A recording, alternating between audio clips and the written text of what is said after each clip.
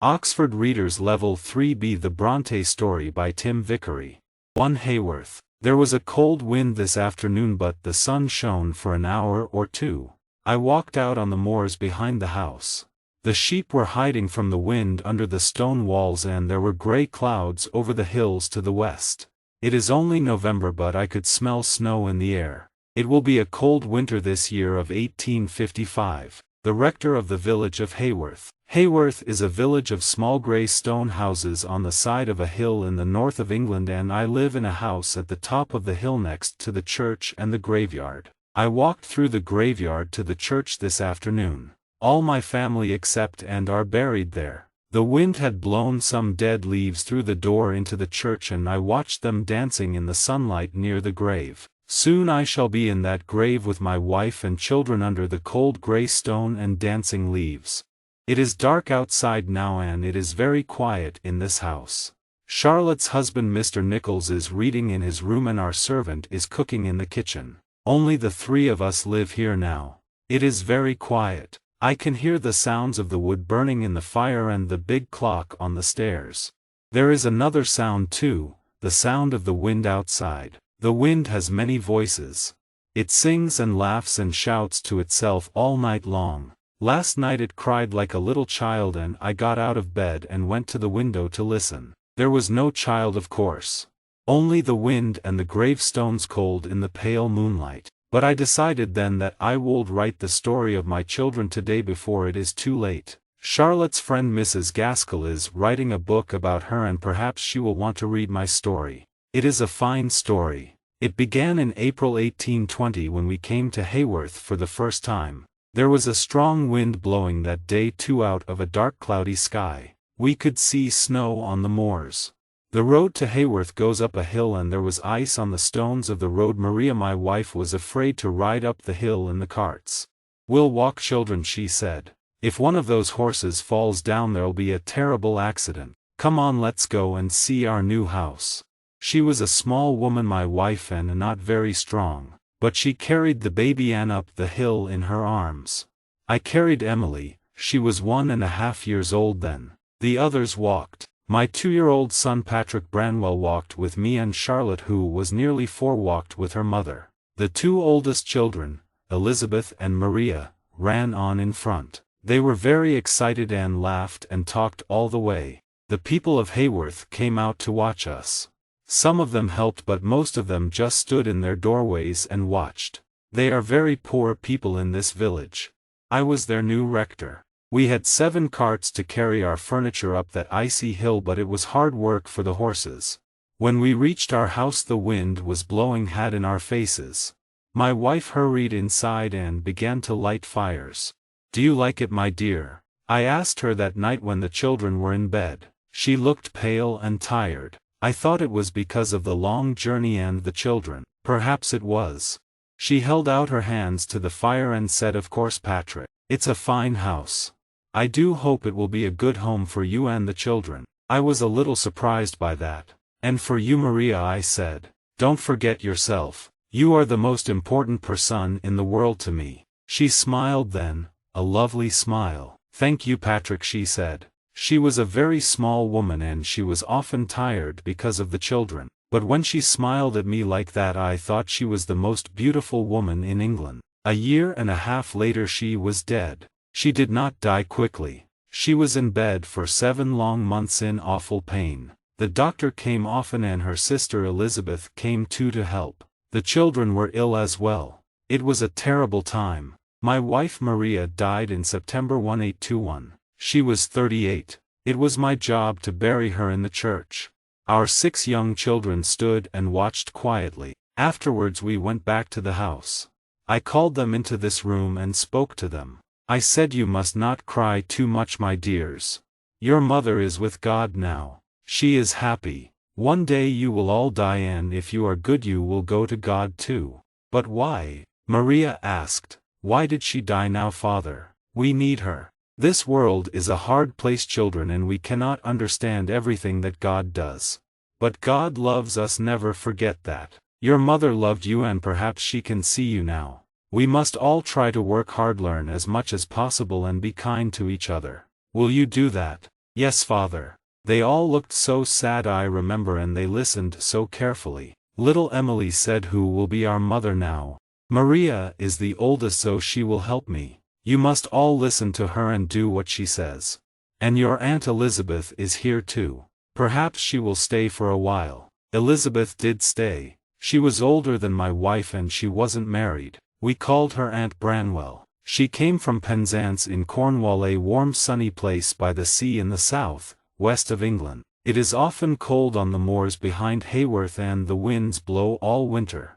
Aunt Branwell hated Haworth, but she stayed here all her life to help me with her sister's children. She was a good, kind woman.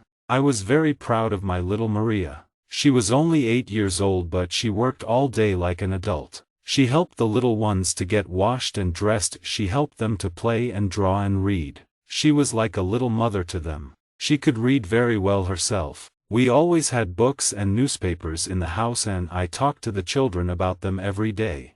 I talked to them about adult things, the Duke of Wellington, and the important things that he was doing in London. The children listened carefully and tried hard to understand. Maria often read to the others from the newspaper and asked me questions about it. She understood it better than most men. I was sure my children were very clever.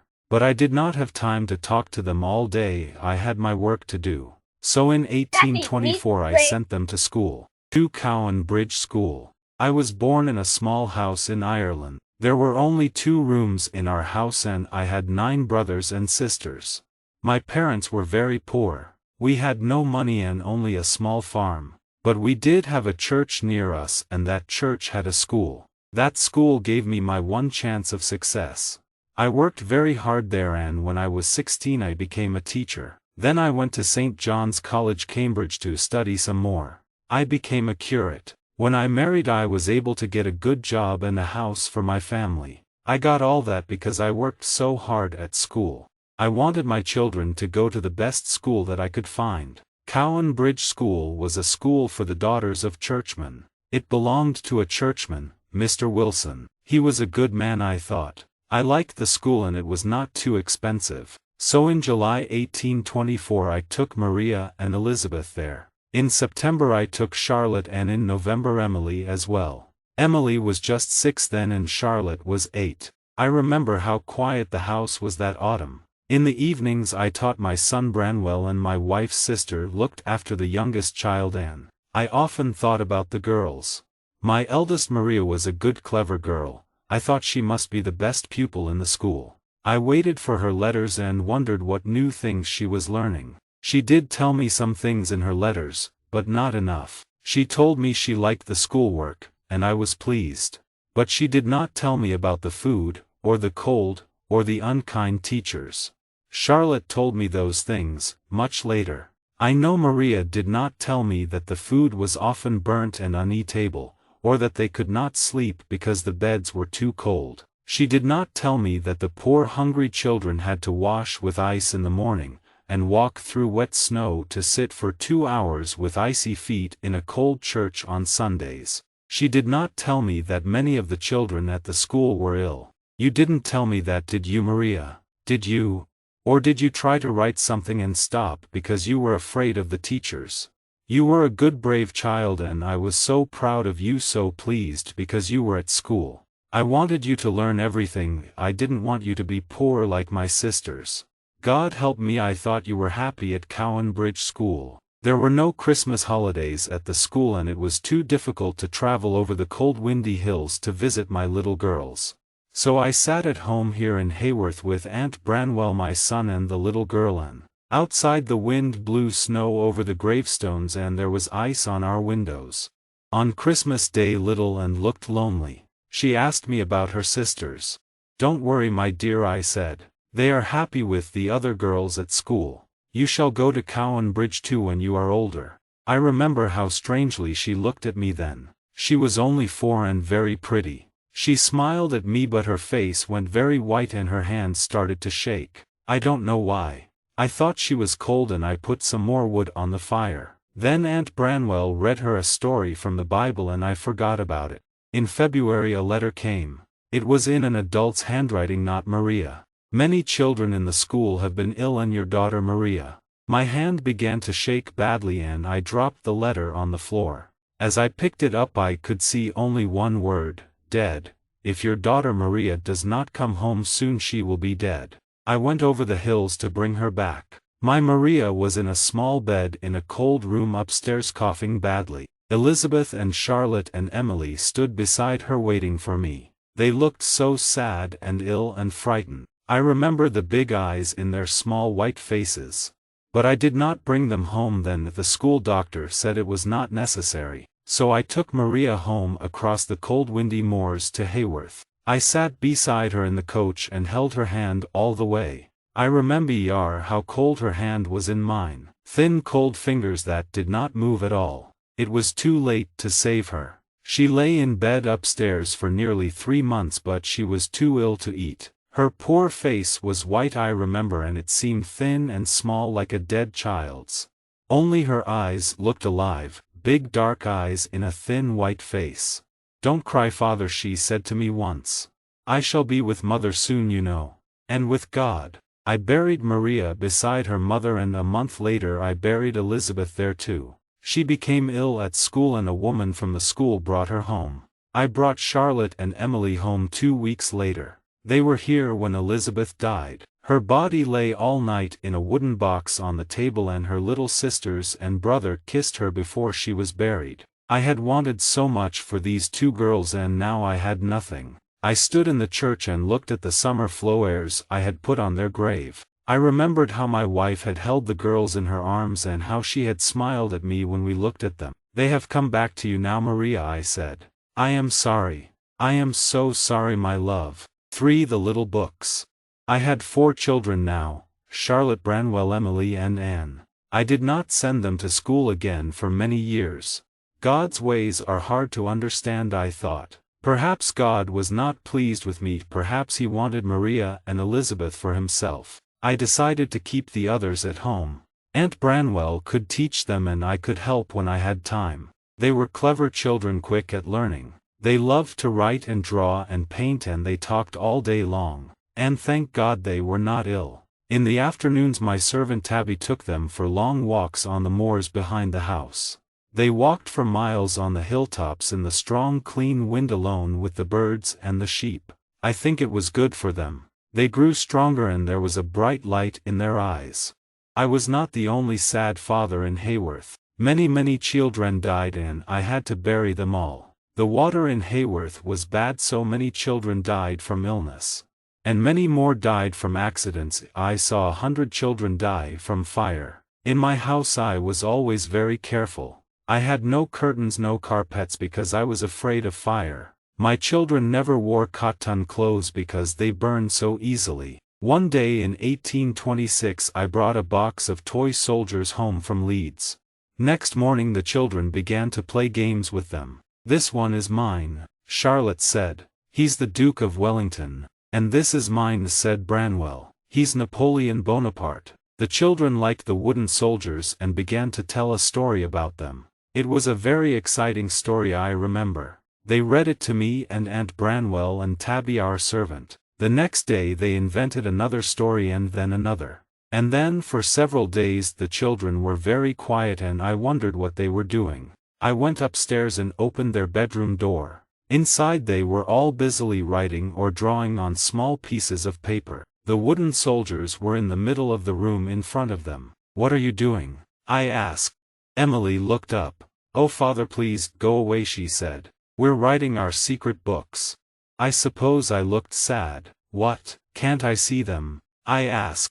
They all thought for a minute. Then Charlotte said very seriously, "You can see some of them of course papa. But they aren't easy to read because it's very small writing. We'll show them to you when we are ready." These toy soldiers opened a new world for my children. They showed me some of their stories but there were hundreds that Tnay kept secret. They all began writing so young. Charlotte the oldest was only 10 and Emily was 8. I don't think they ever stopped. Mr. Nicholls has all Charlotte's little books now in a cupboard in his room.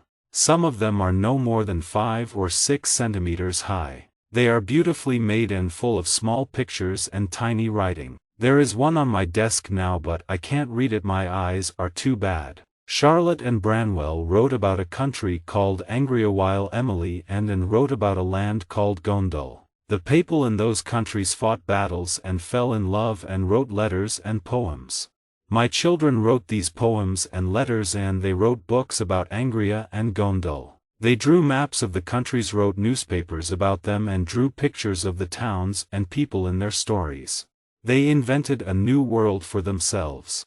They wrote many of these stories when I was in bed. I used to read to the family and pray with them in the evening and then I usually went to bed at 9 o'clock. One night I remember I woke up and came down again at 10. There was a noise in my room, this room where I am writing now. I opened the door and saw Charlotte and Branwell with a candle looking at a picture on my wall. "What are you doing here?" I asked. "We're looking at the picture," Papa Branwell said. "It's the Duke of Zamorna and the Duke of Northumberland fighting in Glasstown." I looked at the picture. "It's here now behind me. It's a picture of a story in the Bible with a town, mountains and hundreds of people in it." "What do you mean?" I asked.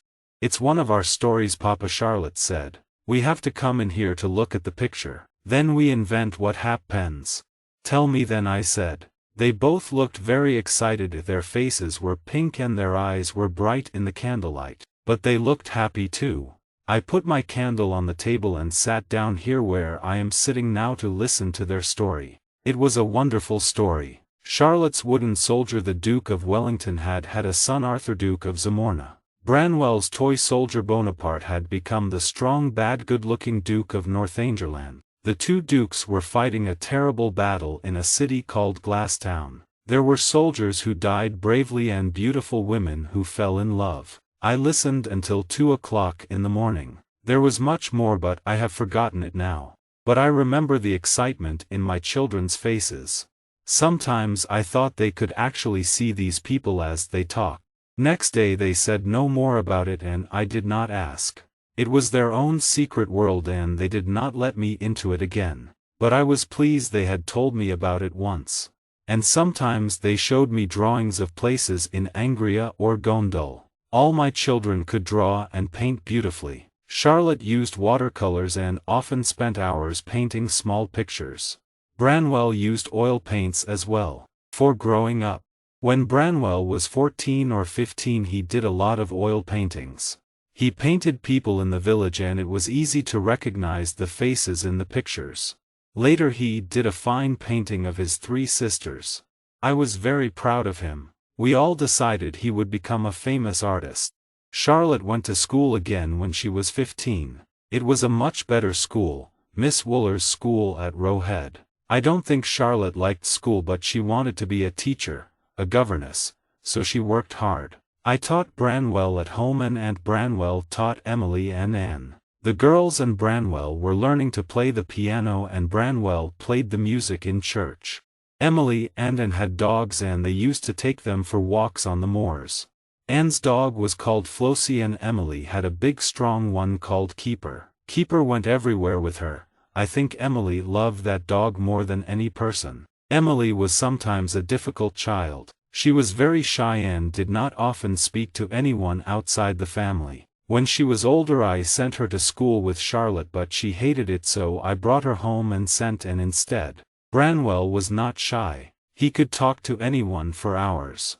Everyone in Haworth liked him. I remember the day in 1835 when Branwell went to London. He was 18 years old and he was going to the Royal Academy in London to learn to be an artist. He walked down the hill in Haworth with a bag of his best paintings on his back and everyone in the village came out to see him go. That was a great day for me. Something terrible happened in London but I don't know what it was. Branwell came back 2 weeks later, his face white, his clothes dirty. I don't know where he went or what happened in London. He refused to tell me. He just sat upstairs alone in his room for hours. Later I paid for a room in Bradford for him to work in. He could paint pictures of famous people there. I thought it was easy work for him, but he couldn't do it. He spent all my money and came home again after a while. This was a sad time for me. My eyes were very bad and I had to pay a young curate to help me with my work for the church. My old servant Tabby broke her leg and was very ill. And then one day I got a letter from Miss Wooler's school. My curate read it to me. "Dear Mr. Bronte," the letter said, "I am afraid that your daughter and is very ill and I don't think I ever moved so fast in all my life." 6 hours later I was at Roe Head. The next day Anne and Charlotte were home. Anne was still alive, thank God. A month later she was well again, thank God. All my children were safe at home. I was happy to have them here. They were so clever and kind and they loved each other so much. But I was an old man with bad eyes and Aunt Branwell and I had very little money. My children had to find work somewhere in order to live. But what sort of work could they do? 5 looking for work. I do not remember everything they did. Charlotte and Anne worked as governesses for some months teaching rich children in big houses, and Branwell got a job like that too for a while. But they didn't like their work. At home my children were full of talk and laughter, but away from home they were shy, quiet, unhappy. They wrote a lot of letters in their search for work, sometimes to famous people. Branwell wanted to be a writer, so he wrote to writers, but not many of them wrote back. He began to look pale and sad in those days, and he was often in the village pub drinking and talking to the people there. Then he got a job selling tickets on the railways and left home. The girls had an idea. I remember the day when they told me about it. Charlotte and Anne were at home on holiday and we were all in the sitting room after dinner one evening. Anne was playing the piano and singing quietly to herself. She was the prettiest of the 3 girls, I suppose. She had long wavy brown hair and a gentle, kind face. Emily sat on the floor beside her, stroking the ears of her dog Keeper. Charlotte sat up, paws at me on the sofa like a little child with a serious, thoughtful face. She was the smallest. Her feet were no bigger than my hands.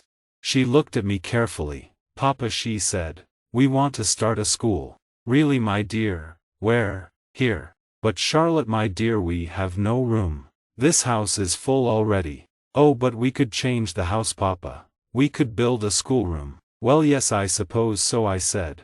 "But, why do you want to do this? Isn't it better to work as governesses in some big fine house?" "Oh no, Papa." All 3 girls spoke at once.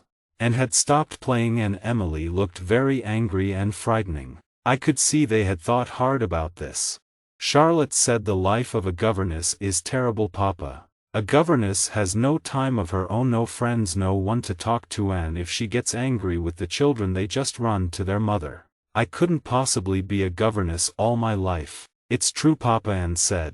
"It's an awful life. We're so lonely away from each other. Why can't we have a school and all live here? Then we can take care of you and Aunt Branwell when you get old." I looked at Emily. Her eyes were shining. I could see that the idea was important to her too.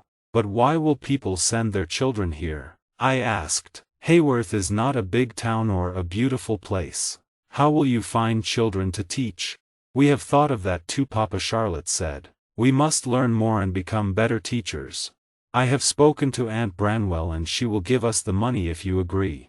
Emily and I want to go to Belgium to learn French. If we can speak French well, then parents will send their children to us to learn that." "Emily will go," I said. I looked at her. Emily had only been away from home twice and each time she had been very unhappy, but now she looked excited. "Yes, Papa," she said. "I will go. Charlotte is right, we must do something. And this will help us to stay together. And Anne." "I will stay as a governess with the Robinson family," Anne said sadly. "There's not enough money for us all to go, Anne. The Robinsons are not so very bad. It was always like that. Anne was a gentle girl, she did not fight as hard as the others. Perhaps her life was easier because of that. I don't know. But I thought it was a wonderful idea. I wrote to Belgium and found them places in a school in Brussels which was owned by a Monsieur Héger. I agreed to take the girls there, and for a month I wrote down French words in a little pocket book to help me on the journey. Then one afternoon in 1824 we caught the train to London. I had not been to London for over 20 years and my daughters had never been there. We stayed for 3 days and then we took the night boat to Belgium and arrived at a tall fine school building in the center of Brussels. Héger himself was a very polite, friendly man, very kind. He did not always understand my French, but he showed me round the school and talked a lot very fast. I smiled and tried to answer. The two girls were very excited when I left them. As I came home on the boat I thought this is a good thing, a fine thing perhaps. My daughters will start a good school and Haworth will become famous.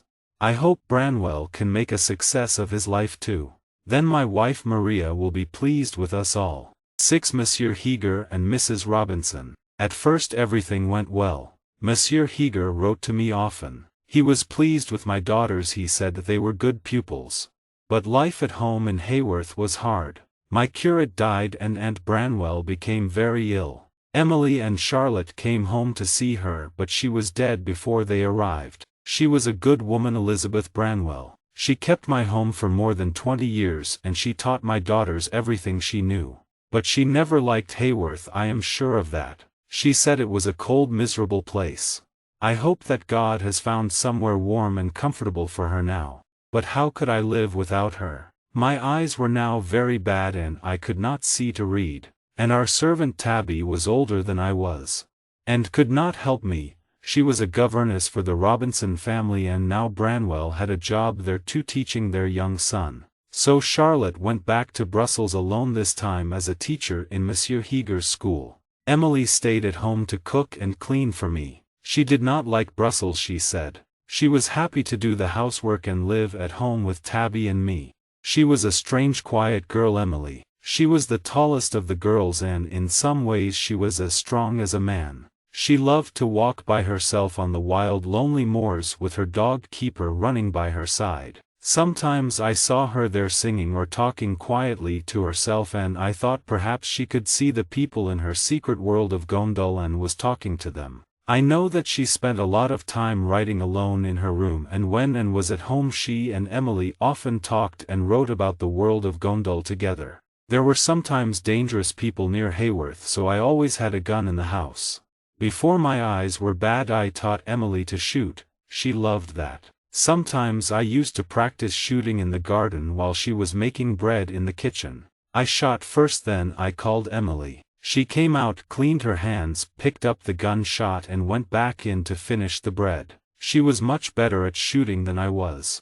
But by 1844 my eyes were too bad for shooting. Emily cooked, cleaned the house, played the piano. And almost every day she went for long walks on the moors with her dog Keeper. She loved that dog, but she could be very hard with him too. We did not let him go upstairs, but one day Tabby found him on my bed. Emily was very angry, her face was white and hard. Keeper was a big strong dog, but she pulled him downstairs and hit him again and again until the dog was nearly blind. Then she gently washed his cuts herself. He never went upstairs again. Charlotte was another year in Brussels.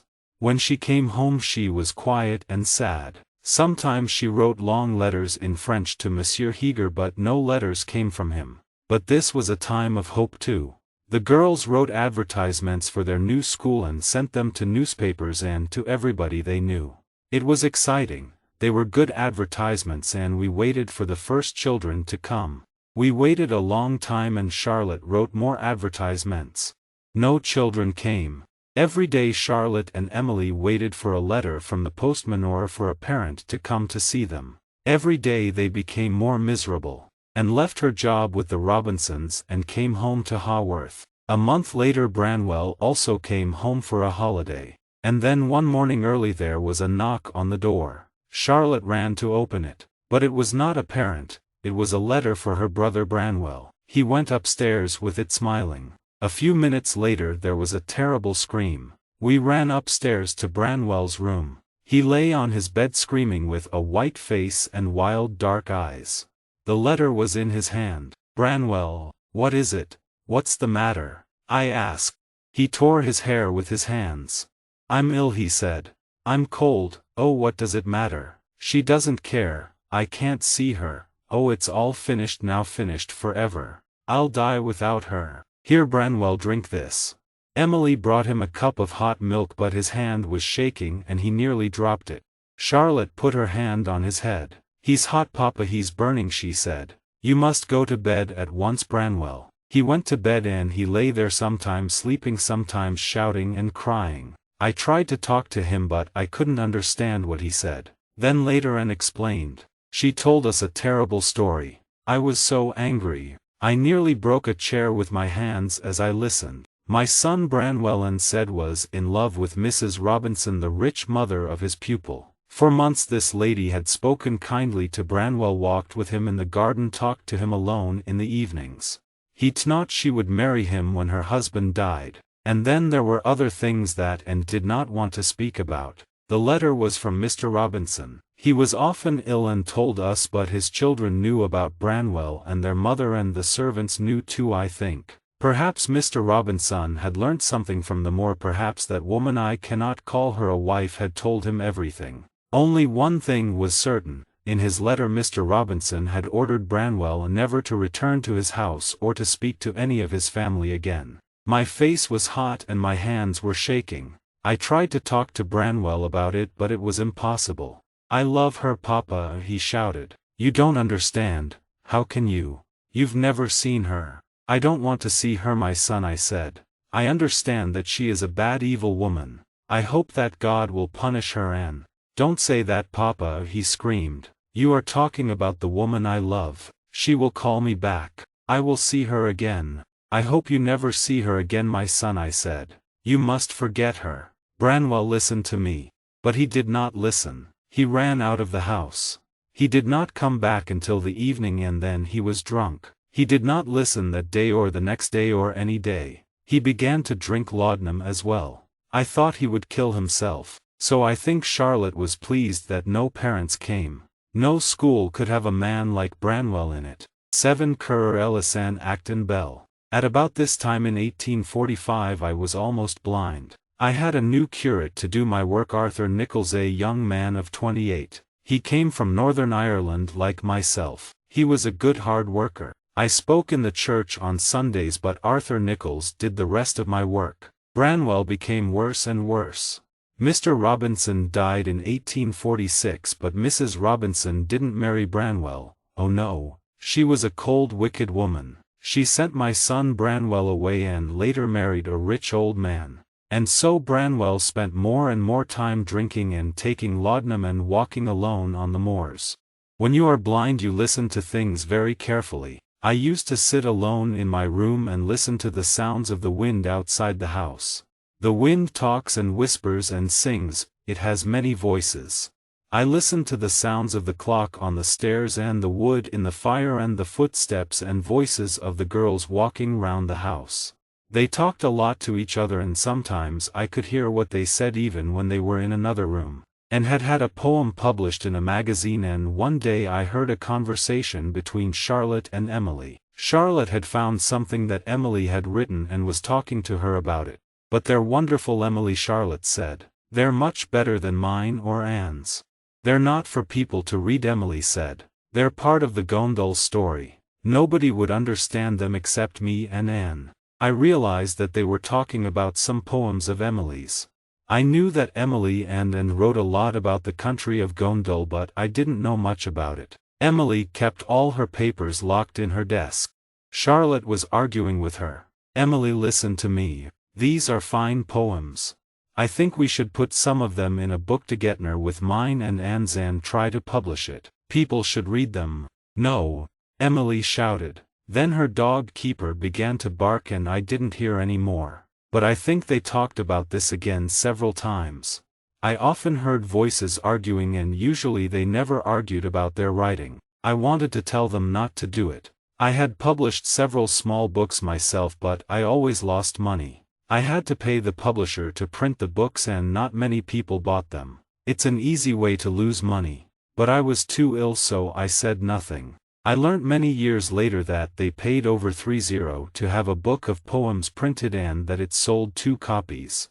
I am not surprised that they didn't tell me about it. We had very little. I began to feel that there was something wrong with my head as well as my eyes.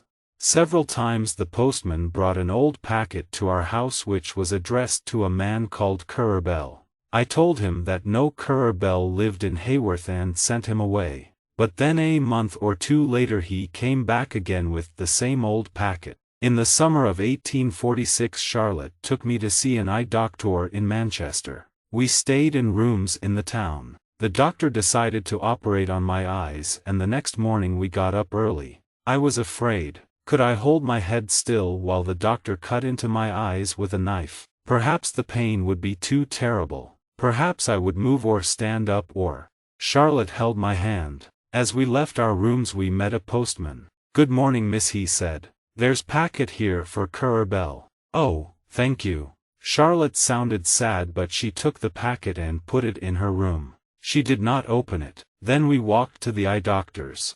The pain was terrible, but it was over in 15 minutes and I didn't move. Afterwards I had to lie on a bed in a dark room. We couldn't go home for a month. A nurse came sometimes, but Charlotte stayed with me all day. I asked her once about the packet. She said, "Oh, it's for a friend of mine, Papa. It had a letter for me in it. I have posted it away again now." I didn't understand, but I didn't ask again. I lay quietly on my bed most of the day and Charlotte sat in the next room writing. She wrote very fast for many hours and never put her pen down once. She seemed quiet but strangely happy. I was happy too.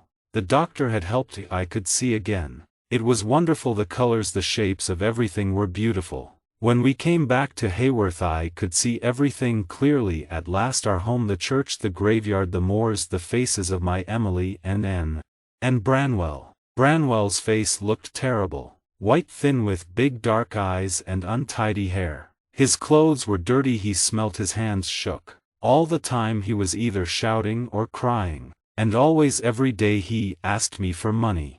I let him sleep in my room at night and he kept me awake for hours talking about Mrs. Robinson. I remembered his paintings, his stories, his happy childish laughter. My fine clever son had become a drunken animal. The winter of 1846 was terribly cold. The wind blew snow around the house and over the gravestones. A lot of children died in the village. And was ill. Branwell was worse. We lit fires in all the rooms, but there was ice inside the windows in the mornings. I spent most of my time with Branwell, so I didn't think very much about the girls. And then one afternoon Charlotte came into my room. I was sitting here in this same chair beside the fire. She had a book in her hand and that strange happy look on her face. "Papa," she said, "I've been writing a book." I smiled. "Have you, my dear?" I thought she had written another little book about Angria. "Yes, and I want you to read it." "Oh, I'm afraid it will hurt my eyes too much." My eyes were much better, but the tiny writing in the Angria books was too small for me. "Oh no," she said. "It's not in my handwriting, it is printed." She held out the book in her hand. "My dear, think how much it will cost. You will almost certainly lose money because no one will buy it. No one knows your name." "I don't think so, Father. I didn't pay to get it printed, you know. The publishers paid me. Listen to what people say about it in these magazines." She sat down and read to me from some of the most famous magazines in England. There were long articles in them about a book called Jane Eyre by Currer. They were kind articles. Most of the magazine writers liked the book. "This Currer, then?" I asked. "Is it you?" Charlotte laughed. "Yes, Papa. It's a man's name with the same first letters, C.B., Charlotte Bronte Currer." She gave me the book and went out. I began to read. I think I read for 2 hours, but it seemed like 10 minutes. It was a wonderful, beautiful book, the story of a little girl called Jane Eyre. Her parents are dead, so she lives with an unkind aunt and her children. Then Jane goes away to a school called Lowood. This school is a terrible place and it is very like the school at Cowan Bridge. Jane Eyre's best friend Helen Burns falls ill at the school and dies. This Helen is just like my own little Maria. When I read about her death my eyes filled with tears. But it was a beautiful book too. I did not want to put it down. At 5 o'clock I got up and went into the sitting room. My 3 daughters sat there waiting for me. Their eyes were very bright. I still had tears in my eyes, but I had a big smile on my face too. I held up Jane Eyre in my hand and said, "Girls, do you know Charlotte has written a book? And it is more than good, you know. It is very, very fine indeed. Eat the best days and the worst days." Emily and did know, of course. They had known about Charlotte's book for a long time. Jane Eyre was not the first book that Charlotte had sent to a publisher. Over a year ago she had written another book, The Professor, and sent it to one publisher after another. Each publisher had sent it back in a packet addressed to Currer. And then Charlotte had sent it in the same old packet to another publisher and then another and got it back again. "Why didn't you change the paper on the packet, my dear?" I asked. Charlotte smiled. "I didn't think of it, Papa. The worst day was when we were in Manchester going to the eye doctor. Do you remember? The packet came back then. That was the day before I started writing Jane Eyre." "Do you mean that you started writing Jane Eyre while I was lying in that dark room in Manchester?" "That's right, Papa. But that's only 6 months ago and here is the book in my hand." "Yes, Papa. The book was printed a month after I sent it to the publisher." "My dear, they decided very quickly that they liked it then." "I think they did, Papa. After all, it is a good book. I sent it." She smiled at me. I don't think I have ever seen her so happy. Why? She is a very small person, Charlotte, and not a beautiful woman, but when she smiles like that her face shines like a fine painting. My wife Maria used to look like that sometimes when I first met her. I took her hand in mine. "It is a very good book, my dear. I cannot tell you how proud I am." She touched my hand. "Thank you, Papa. But you must not be proud of me alone, you know. And Emily dash." "Oh no, Charlotte, please," Emily said. But Charlotte did not stop. "And Emily have writ 10 books, 2 books just as good as mine, and their books will soon be published as well. Let me introduce you, Papa. These young ladies are not your daughters. They are Acton Bell and Ellis Bell, brothers of the famous writer Currer Bell." Emily's face was bright red, but Anne and Charlotte started laughing. I was very surprised. "All 3 of you," I said. But why do you use these strange names?" "Because people are stupid, Papa," Anne said. "No one thinks women can write good books, so we have used men's names instead. And now they say that Currer Bell is a writer who understands women very well." She laughed again. My dears, my dears." I held out my hands to them and kissed each of them in turn. "I don't know what to say. I am so pleased for you all. You have made your old Papa happy today." Something in Emily's face stopped me. "Emily, you will let me read your book, won't you?" She thought for a moment. "Yes, Papa. Of course. But it's very different from Charlotte's. I'm not sure you'll like it. You yourself are very different from Charlotte, my dear, but I love you both. You must show me the book as soon as it comes, and you too, Anne." I read both their books that winter. They were very different. Anne's book, Agnes Grey, was the story of an unhappy governess. As I read it I was sad to think how miserable and had been in a big house away from home where no one understood her. It was a good book, but it was harder to read than Jane Eyre. Emily's book was called Wuthering Heights. It was a terribly frightening, wonderful story. There is love in it and hate and fear and a man called Heathcliff who is strong and cruel like the devil himself. I read it late one night when the wind was screaming round the house, blowing snow against all the windows, and sometimes I was afraid. When I got up to go to bed I saw Emily sitting quietly by the fire. She was stroking her big dog Keeper with one hand and drawing a picture with the other. She looked like a quiet, gentle young woman, I thought. Tall, pretty, and also, there was something different about her. Something very strange and very strong. There was something in her that was stronger than any of her sisters, even Charlotte. Something stronger than even me or her brother Branwell. Much stronger than Branwell. All that year Branwell was very ill. He spent more and more time drinking. He slept most of the day and was awake half of the night. His face was white, his hands shook when he tried to write. His sisters didn't tell him about their books or show him the new ones that they were writing. They were afraid that he would be unhappy about their success because he had wanted to be a writer himself. He made life hard for all of us. In September 1848 he became very ill. He coughed all day and all night. He began to talk of death and asked us to pray with him. While we stood together praying he began to cough again. He fell to the ground. Emily and I put our arms round him, but he couldn't get up. There was blood on his mouth and on Emily's dress. When he stopped coughing it was because he had stopped breathing. My only son was dead. We buried him in the church beside his mother and little sisters. It was a cold, rainy afternoon. There were dead wet leaves in the graveyard and the wind blew rain into our faces. I came back into the house soon afterwards, but Emily walked for an hour or two in the rain with her dog Keeper. When she came back into the house her dress was wet through. Several days later Emily became ill. Her face was hot, she couldn't eat, she kept moving round the house. It was difficult for her to breathe and it took her a long time to climb the stairs. Charlotte felt her heart. It was beating 115 times a minute. "Let me call a doctor, Emily," Charlotte said. But Emily refused. "If he comes I won't talk to him." "Then go to bed and rest, please. I can light a fire in your room and bring you milk and read to you if you like." "You need rest, sister." "I do not," said Emily slowly. She had to breathe hard between each word and her face was as white as Branwell's had been. "My body doesn't matter now. I don't care about it. I'll live, as I always have." And so every day she got up at 7 o'clock, dressed herself and stayed downstairs until 10 at night. She ate little or nothing and coughed for hours.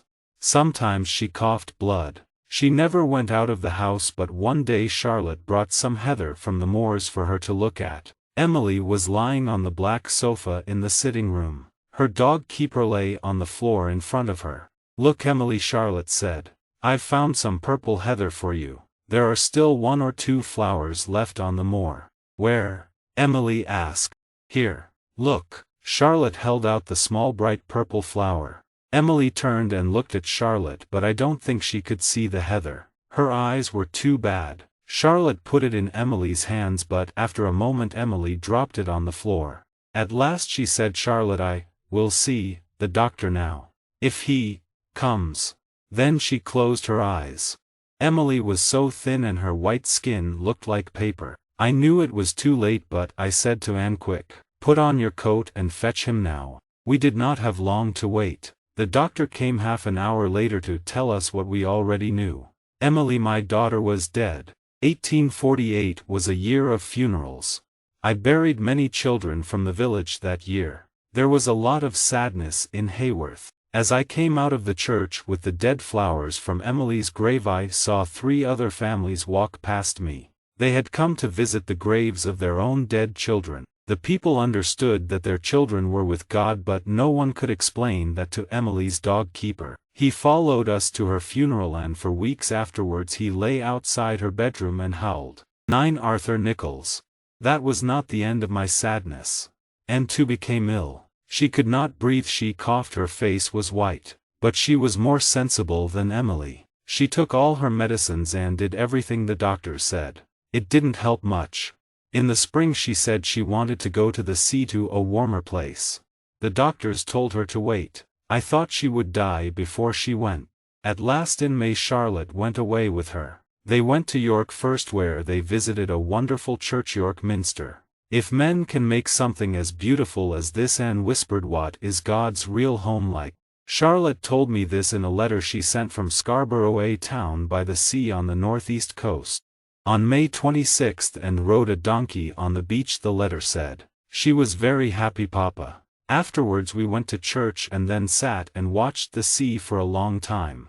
On the 28th she was too ill to go out. She died quietly at 2 o'clock in the afternoon. She will be buried in a graveyard near the sea, and was the baby of the family, the youngest and prettiest of them all. Before she died she wrote another book, The Tenant of Wildfell Hall, about a woman who left her cruel husband. She was proud of it, and so was I. She was 29 years old. "I don't want to die, Papa," she said.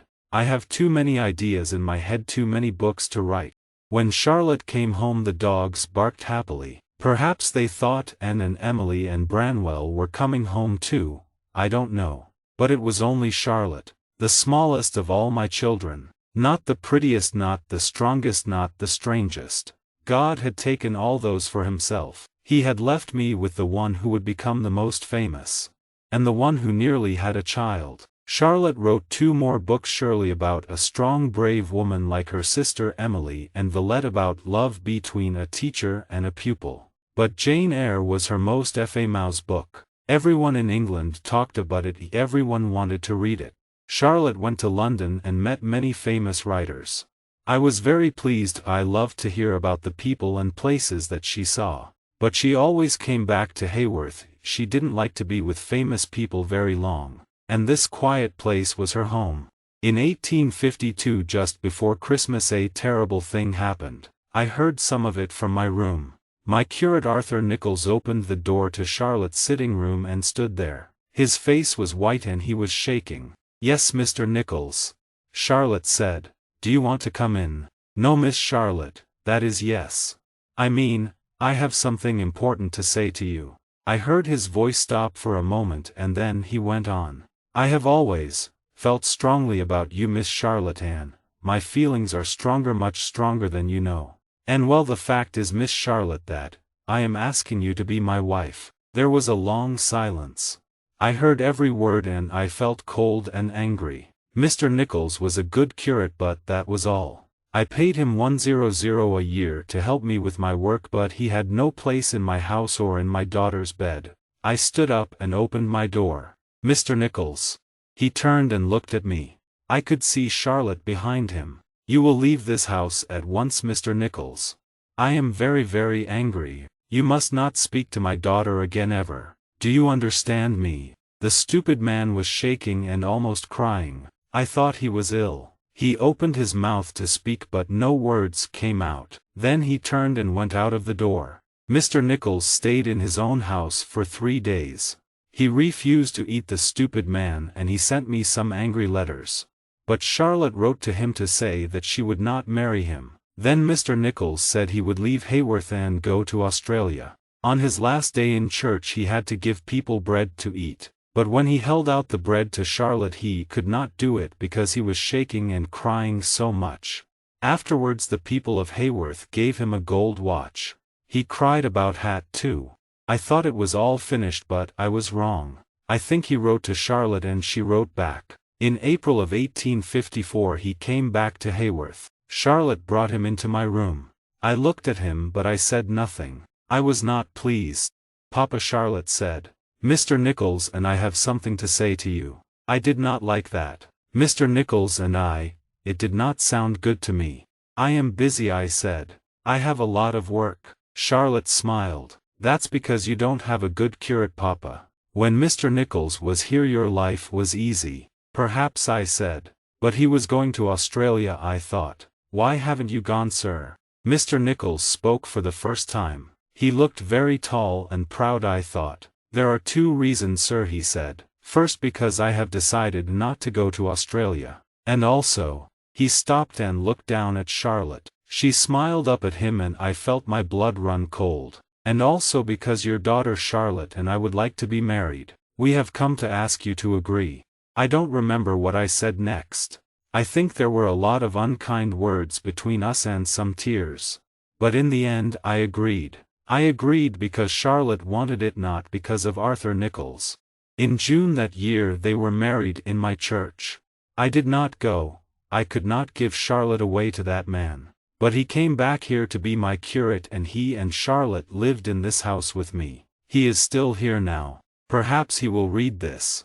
If he does he will know that he was right and I was wrong. Mr. Nicholls was after all a good husband for Charlotte. I understood after a while that he honestly loved her and he could make her happy. She began to smile and laugh again. Her eyes shone. She sang sometimes as she worked. Our house became a home again. She went with him to see his family in Ireland and traveled to the far west of that country. Mr. Nicholls did most of my church work for me. Charlotte began a new book, Emma she called it. And one day in December 1854 she came into my room smiling. I could see that she was excited. "What is it, my dear? Have you finished your book?" "No, not yet, Papa. But I have something wonderful to tell you." "What do you think?" "I don't know, my dear. If it's not your book then. I told Arthur yesterday. I am going to have a child." I did not say anything. Her hand was on the table and I put my hand on it gently. It was wonderful news. I remembered when my own wife Maria had told me this and how this house had been full of the laughter of little voices and the noise of running feet. Charlotte and I sat like that for a long time remembering. It did not happen. At Christmas she fell ill and in the New Year she was worse. She felt sick all the time because of the baby and she ate nothing. She lay in bed all day hot and coughing. Arthur Nicholls cared for her wonderfully. I think he often stayed awake all night. But it did not help. On March 31, 1855, the last of my 6 children died. It was early in the morning. Arthur Nicholls was sitting by her bed and I was standing by the door. She was asleep with her hand in his. Her face was very thin and pale. She opened her eyes and saw him. Then she coughed and I saw fear in her face. "Oh God," she whispered. "I am not going to die, am I? Please don't take me away from Arthur now, we have been so happy." Those were the last words she ever said. A little while later I walked slowly out of the house. As I went into the graveyard the church bell began to ring. It was ringing to tell Haworth and all the world that Charlotte Bronte was dead. Pen Maria. And so now I have written it. It is 3 o'clock in the morning. The house is very quiet and the wind has stopped. I can hear the sound of the wood burning in the fire and the clock on the stairs. Somewhere upstairs Arthur Nicholls is sleeping quietly. I know that Charlotte's friend Mrs. Gaskell has nearly finished her book about Charlotte. Perhaps I will show her what I have written. Perhaps. But I don't think so. I wrote to her before and answered her questions and that is enough. She is a writer, she can write her own book. I will keep this book in my desk for myself, and perhaps for Arthur Nicholls. There is no need for other people to read it. My daughter Charlotte is famous already and when Mrs. Gaskell has written about her she will be more famous still. I wish my wife Maria could read Charlotte's books, and Emily's and Anne's. Perhaps she can. We had some fine children, didn't we, Maria? I wonder if she can hear me. It is a fine night now that the wind has stopped. There is a bright moon and the sky is full of stars. I think I will go outside and walk through the graveyard to the church and talk to Maria there.